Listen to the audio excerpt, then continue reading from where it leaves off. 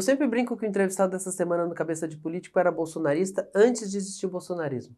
Porque foi ele um dos responsáveis por trazer o então deputado federal Jair Bolsonaro a Santa Catarina para uma série de palestras quando ele nem aparecia ainda nas pesquisas eleitorais. Em sua primeira entrevista no Cabeça de Político, ele vai falar sobre eleições municipais, sobre como é ser bolsonarista fora do PL e se pretende no futuro ser governador ou senador. A gente vai conversar com o prefeito de Chapecó, João Rodrigues, do PSD.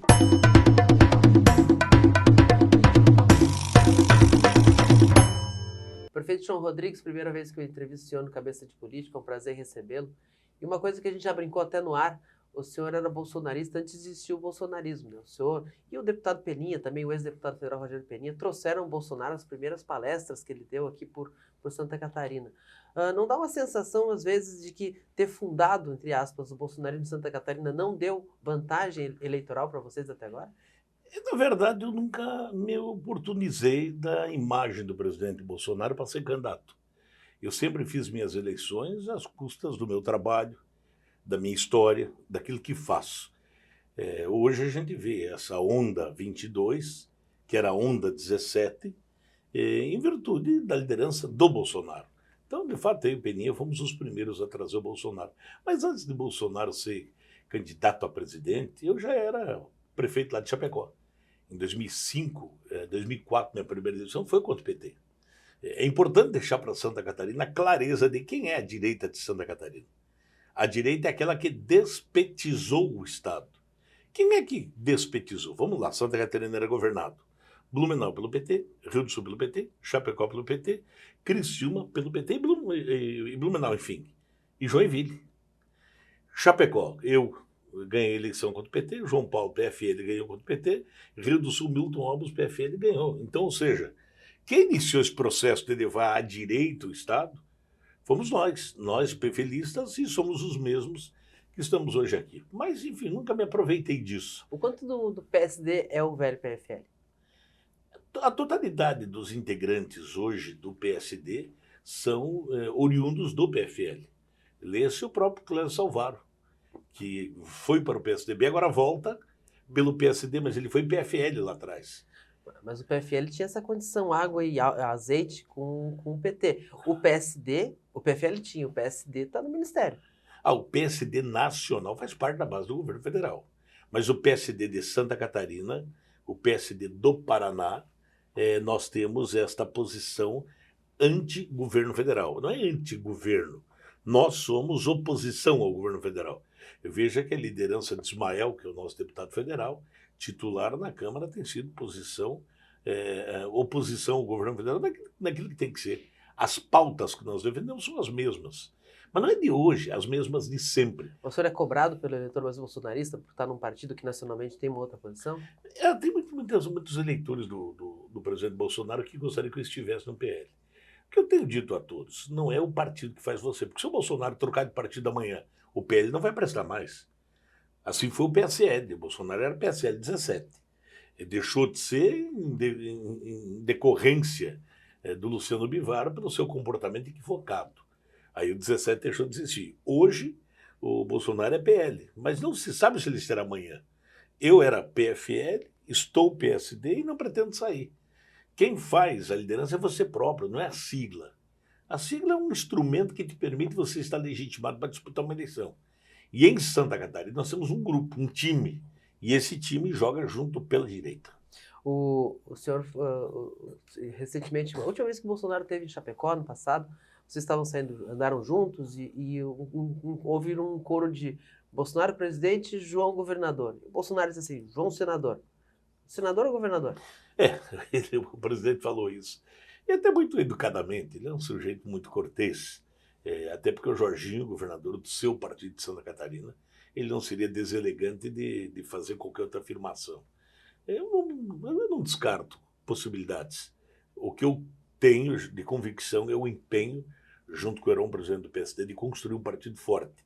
O nosso partido estará preparado para disputar o governo do Estado em 2026. Agora, há veto? Não. Há possibilidade de aliança? Há. Pode haver composições? Pode. De eu estar como candidato ao Senado, ao governo, nós temos outros nomes no partido também, como Clésio Salvaro, o próprio Topázio. tem excelentes nomes. Então isso vai depender das circunstâncias de momento lá em 2026. Mas estou preparado para qualquer cenário. O senhor chegou a se lançar para candidato a governador em 2018, a eleição que depois, como o senhor mesmo disse, acabou sendo a primeira de onda Bolsonaro, onda 17. O senhor não conseguiu fazer a disputa interna naquele momento, deixou abrir mão do seu candidato. E o bolsonarismo ganhou a eleição com uma surpresa, que era o Moisés. O senhor acha que conseguiria, se o senhor fosse candidato, teria conseguido ter o vínculo com esse eleitor? Se em 2018 eu estivesse apto, eu estaria no partido do Bolsonaro. Porque na época eu não tinha espaço no PSD.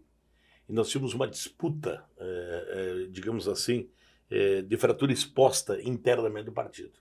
Então, eu particularmente sairia do PSD e estaria no partido do Bolsonaro naquele momento. Então, é provável que eu poderia ter sido quem sabe o candidato a governador naquele momento. Mas, como diz o outro, que passou, passou, e águas passadas não movem moinho, então eu prefiro olhar para o cenário futuro.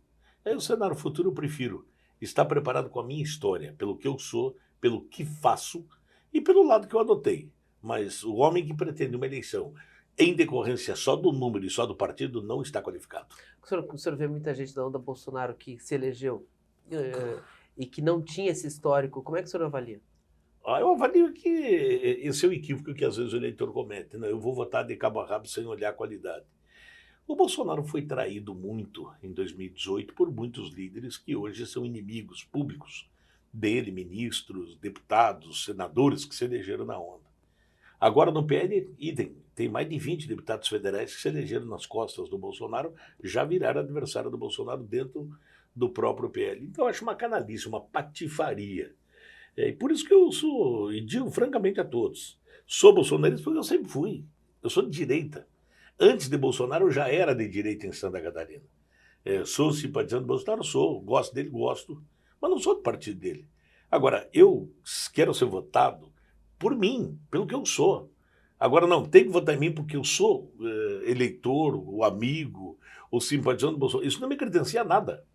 Isso pode me dar a oportunidade de poder falar, para as pessoas poderem me conhecer. Então, eu quero ser votado pelo que eu faço, pela minha história, pelo que eu faço como prefeito de Chapecó. Eu acho que é isso que tem que ser avaliado. Não é só ser amigo do presidente, ou estar no partido do presidente. Amigo do presidente sou, defendo ele, nunca pedi nada em troca e nunca vou pedir nada em troca dele. O senhor falou em 2018, se tivesse apto, teria ido para o PSL. O senhor se refere àquela condenação por causa da retroescavadeira de Pinhãozinho, aquele episódio. Está tudo já resolvido, né? Tudo resolvido em 2019 mesmo. Né? Foi um momento muito complicado, senhor, dramático para o senhor, inclusive. A situação que eu vivi é uma situação, eu diria assim, de um erro grave do judiciário, que depois reconheceu isso, me deu totalmente meus direitos, arquivou todo o processo, e o arquivamento vem com uma declaração do relator, quando pede absolvição por não haver dano, nada, e vem um arquivamento do processo me dando totalmente meus direitos, liberdade total, sem nenhuma condicionante, tanto é que eu sou prefeito de Chapecó. Aquilo foi duro, foi Como é que foram os dias de prisão? Cruéis, né? Você ficar 7 meses preso. A prisão, ela serve para quem comete um crime pagar a sua pena.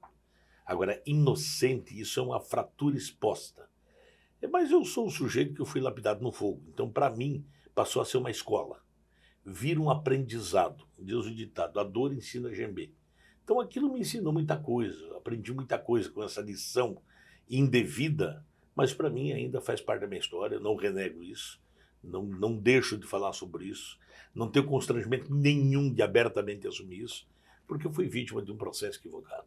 Hoje a gente tem uma condição em Santa Catarina que 18 prefeitos foram presos preventivamente, e a boa parte está solta, alguns reassumiram o cargo, e todos ainda vão ser julgados, não houve um julgamento de culpa. Alguns o senhor conhece, alguns são seus amigos. O senhor levou essa experiência para eles? Não, eu não tenho contato com eles. Na verdade, eu não tenho amizade com... Eu tenho contato com o prefeito de Seron de Lages, que é o mais próximo que eu tenho. Os demais eu não tenho relação, porque são de outra parte do estado, mais da região norte do estado. Eu sempre digo, primeiro não faço pré-julgamento em ninguém. Eu acho que primeiro tem que deixar o processo legal correr, que tem provas e tem contraprovas. Tem quem deve, tem quem não deve. Então, o pré-julgamento, julgar antes do fato acabar, é muito prematuro. Então, aguardar que a justiça faça a sua parte, quem deve que pague pelo que fez, e quem não deve que a justiça o absolva, lhe dê liberdade, lhe devolva a sua vida de volta, porque isso é muito cruel. você perde parte da vida nisso. Então, o conselho que eu dou é esse. Como é o meu caso, eu nunca, graças ao bom Deus, nunca teve desvio de nada, de dinheiro, de grampo, de processo, de inquérito, ação, não teve nada, zero. Nunca teve nem investigação, apenas uma condenação sem processo. Houve um desleixo lá atrás, nesse processo, né? De não recorrer. Eu nunca dei bola para isso. Eu achei que não devia nada, não tinha nada, não tinha processo nenhum, não tinha ação nenhuma. Aliás, tinha um processo da denúncia da Câmara de Vereadores, que foi para a Polícia Federal, que o meu nome nunca constou na denúncia. Não era o meu nome, era o nome do prefeito da cidade, eu era vice.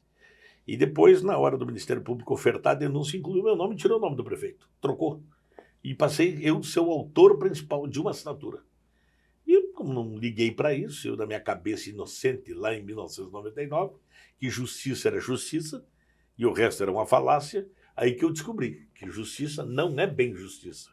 Ela é de acordo com aquilo que você tem de estrutura financeira para pagar um bom advogado, para mostrar que 2 é 2. Se você não mostrar que 2 é 2, ele pode ser 3. E foi isso comigo.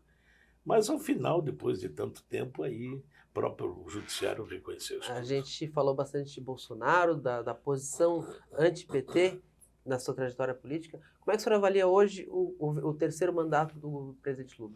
Péssimo. Eu acho que o presidente Lula está... ele fez uma opção. Ele não sonhou que voltaria a ser presidente.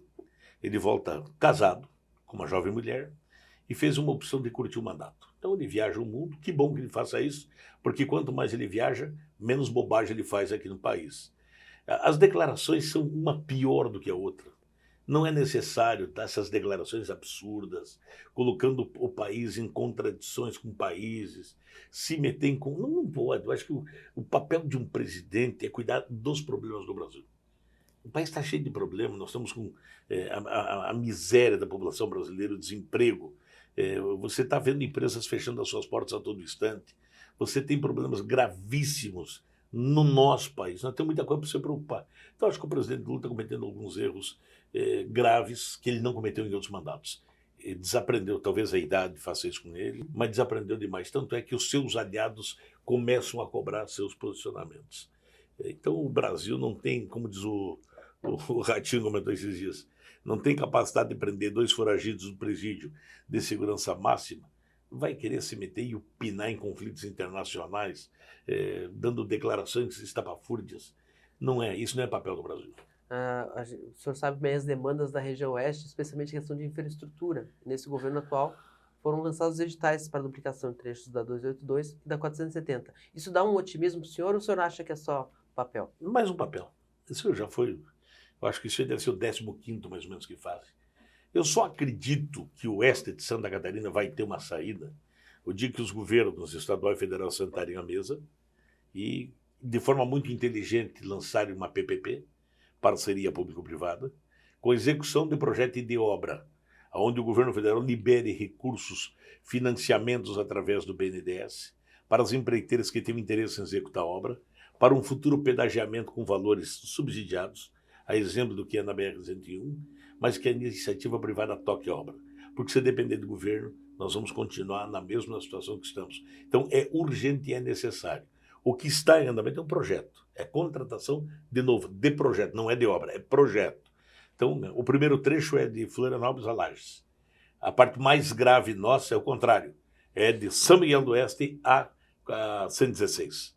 Então eu acho que se faz necessário coisas inteligentes, governos sentam, Ministério dos Transportes, governo federal, governo do estado e bancadas sentam, discutem e colocam em prática. O senhor acredita que no governo Jorginho, no governo Lula, PL, PT, há possibilidade dessa conversa? Eu acho que tem momento que você tem que trazer o diálogo para os governos. Você pode ter divergência, e eu concordo plenamente com o governador Jorginho Melo, da sua posição, do qual é a mesma minha, mesmo nós não sendo partido, do mesmo partido, são posições ideologicamente diferentes do governo federal. Isso tem que ficar um pouquinho do lado de fora da sala. Agora nós vamos discutir as questões institucionais de país. Aí é necessário sentar na mesa para discutir a 470, para discutir a 282. Santa Catarina paga mais de 300 milhões por ano da dívida. Tem que compor isso.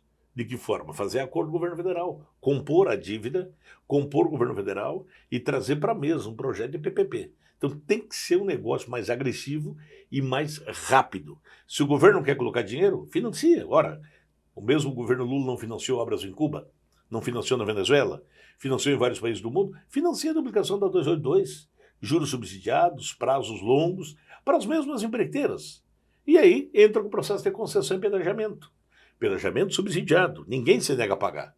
Então eu acho que tem que partir para um caminho mais rápido do que esse que nós estamos vendo aí. Acho que aqui em Santa Catarina, essa questão do pedágio, a gente vê onde tem pedágio funciona, isso acabou sendo pedagógico, né? É necessário, porque você prefere pagar um pedágio de uma rodovia duplicada, estruturada, do que não pagar e estar estourando pneu, quebrando o carro, tombando o carro, morrendo gente, é mais caro. E o pedágio, quando ele é a exemplo da 101, que eu volto a falar, na casa de R$ 5, ele passa a ser justo se você tem uma rodovia duplicada e arrumada. Ninguém se nega a pagar isso. Agora, do jeito que está as nossas rodovias, é humanamente possível a gente continuar com todo esse protagonismo do setor produtivo se o governo não faz a parte dele. Eu já estourei um pneu em Maravilha, sei do que o senhor está falando. Sabe quanto custa? Como é que o senhor vê o governo do Jorginho Melo? Também, da mesma maneira. Atende suas expectativas como um governo conservador de direita?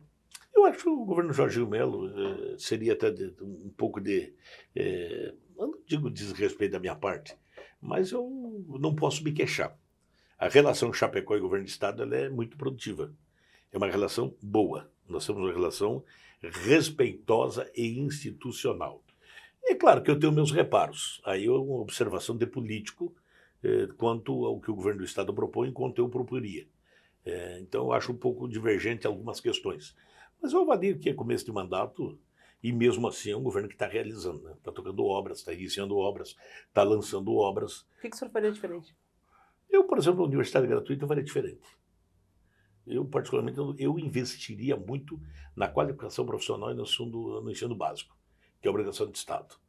Eu colocaria a tecnologia nas escolas estaduais, equiparia, colocaria matérias como eu coloquei em Chapecó na rede pública municipal. Agora eu coloquei o pensamento computacional, ou seja, as crianças trabalham com internet, trabalham em computadores, eu comprei 5.000 para os alunos de 7 a 12 anos de idade. Eu colocaria, como eu coloquei na rede pública municipal de Chapecó, como matéria empreendedorismo. Então as crianças já começam a fazer aula de empreendedorismo com matéria. Eu investiria muito no ensino básico, que é o compromisso de Estado, e muita tecnologia. O ensino universitário é do governo federal. Eu acho que eu investiria mais na UDESC. Na UDESC eu fortaleceria ela e criaria o EAD da UDESC. Traria os grandes mestres do Brasil para fazer o ensino à distância em algumas matérias importantes. Mas eu essa questão das universidades, eu sou um pouco divergente, porque o Estado já tem o artigo 170, já subsidia as bolsas. Então eu teria uma divergênciazinha aí. Não que eu estou criticando, que acho que está errado. Não. Eu penso diferente. Eu prefiro investir qualificação profissional, investir forte no ensino que é obrigação do Estado. A gente vê em muitas cidades o medo da política do 22, da onda 22, então muito prefeito migrando para o 22 ou tentando trazer o 22 para a aliança para tirar ele da urna. Lá em Chapecó, o senhor está preocupado com isso? Não me preocupo com isso, não. Acho que a gente tem que jogar sincero e transparente com o cidadão catarinense. Primeiro, nós temos aqui em Santa Catarina homens públicos de qualidade, dos mais diversos partidos. A onda 22 para presidente da República é verdadeira, porque o país não suporta mais a maneira como se faz a política que está instalada aí e como estava antes de Bolsonaro. Agora, quando vai para a eleição municipal, a realidade é diferente. Você não pode ficar atrás de um número. É só um número. Peraí, cadê a tua história? Cadê teu significado? O que tu fez no verão passado? Você deu água para algum pinto na tua vida? Você deu ração para um cachorro que você quer que deu? Você construiu alguma coisa? Fez alguma coisa no bairro onde mora? Eu parto do princípio. Eu construí história. Eu faço a minha e não é... Senão eu estava no 22 também. Pela relação com o presidente Bolsonaro, eu já estava lá no 22. Então eu fiz questão de não ir. Porque se eu não prevalecer a minha história, o meu trabalho, cara, aí não serve. Para mim não serve. Política tem que ser jornada, não é paraquedas. Então eu te diria francamente, efeito 22 na eleição municipal não vai ter. O o senador Jorge Seif enfrenta um processo de cassação, movido pelo próprio PSD, na época a candidatura do Raimundo Colombo, ex-governador. Se houver nova eleição, o senhor é um dos postulantes? Bom, primeiro eu quero dizer que eu sou solidário ao senador Jorge Seif. Eu não sou aquele que bate palma para a possibilidade de uma cassação do senador Jorge Seif. Por quê? Eu não sou a favor de qualquer tipo de injustiça. Eu não conheço o conteúdo do processo dele. Ele é legítimo? Claro que é uma disputa eleitoral. Na disputa sempre há legitimidade no desejo do adversário de mover qualquer tipo de ação. Eu não estou falando da legitimidade. Eu estou falando daquilo que eu sinto. Então, se ele foi eleito com a maioria dos votos do catarinense e o que se levanta em tese que poderia incriminá-lo mudaria o resultado da eleição, acho que não. Tanto é que o TRE absolveu por unanimidade. Então, nesse ponto, eu sou solidário ao senador e torço que não seja cassado. Em fato de ser cassado e ser promovido uma nova eleição para o Senado, aí nós vamos ter que avaliar internamente dentro do nosso partido, conversar sobre esse novo cenário, para saber como é que isso aconteceria e de que forma ocorreria. E aí tem que avaliar esse cenário, né? Mas eu torço que não seja cassado, por uma questão de solidariedade, porque eu já passei por injustiça. Não é porque a pessoa não é do meu partido que eu acho que só eu tenho razão. Não, nesse processo eu torço que não. Mas se for decisões da justiça, assim como eu fui injustiçado, outros tantos já foram, e o Seif não será o primeiro também. Então é mais um nessa fila. Mas agora, eu não sei o que tem no teor, no conteúdo. Pode ser que a materialidade seja muito maior do que eu pense. Mas entendo nova eleição, nós vamos avaliar internamente. Prefeito, voltando a Bolsonaro, já que a gente abriu com isso, fechou com isso. Vamos fechar com isso. Hoje, o ex-presidente Jair Bolsonaro está inelegível. Em quem que o senhor gostaria de votar, não tendo ele na urna, para presidente em 2026? Olha, eu tenho alguns nomes que eu gosto muito. Desse cenário que está aí, de gente qualificada, eu vejo o Tarcísio, governador de São Paulo, eu acho que seria um grande nome para governar o país. Gosto muito do Ronaldo Caiado, governador do estado do Goiás, um pecuarista, médico, é homem do agro, gosto muito dele. Vejo com simpatia o governador Zema e para por aí, não vejo. E vejo também uma grande estrela da política brasileira que surge, o governador Ratinho do Paraná. Então são os 4 nomes que eu vejo que são nomes possíveis de estarem participando de um processo eleitoral. Um destes 4, com prioridade, governador Ratinho, gostaria muito de votar nele como presidente, em Bolsonaro não podendo, mas eu tenho fé que ainda Bolsonaro poderá ser presidente do Brasil, mas em não podendo, eu gostaria muito do Ratinho, ou Caiado, ou Tarcísio São Paulo, porque eu não vejo outro nome no meio. E também aquela história, vamos fabricar, não, isso não funciona. Funcionou com o Bolsonaro pela história dele, pelo longo, 40 anos batendo na mesma tecla. Agora, de improviso, não, vamos arrumar um nome, eu acho que você não pega. Acho que vai ser inteligente da parte do presidente Bolsonaro lutar para ser, mas em não sendo, buscar alguém que agregue, que possa, de fato, ganhar uma eleição e trazer o país para um novo caminho. Porque se a prioridade é o país e a preocupação é essa, você tem que ter cuidado de ajudar a construir isso. Então, na minha conta é essa. Eu tenho como prioridade Bolsonaro. Não dando, aí eu tenho Ratinho, Caiado e Tarcísio. Maravilha, prefeito. Muito obrigado pela participação, a primeira, e espero que retorne em breve, sempre aberto aqui ao programa. Muito obrigado, Piara. Um abraço a todos e até a próxima.